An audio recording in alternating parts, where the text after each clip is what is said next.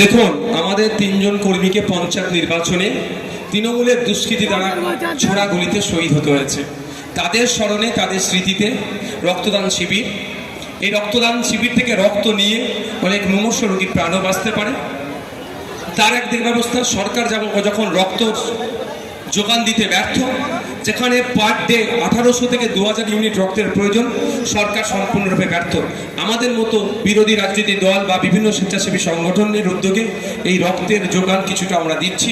আর আজকে আমরা রক্তদান শিবির করছি আমাদের স্মরণে। আমি অনুরোধ করবো একটাই, পুরুষদের জন্য প্রতি 90 দিন, মহিলাদের জন্য 120 দিন ছাড়া ছাড়া আপনারা রক্ত দেবেন। এতে আপনার স্বাস্থ্য ভালো থাকবে এবং সমাজের সম্প্রীতির ঐক্যের বার্তা যাবে।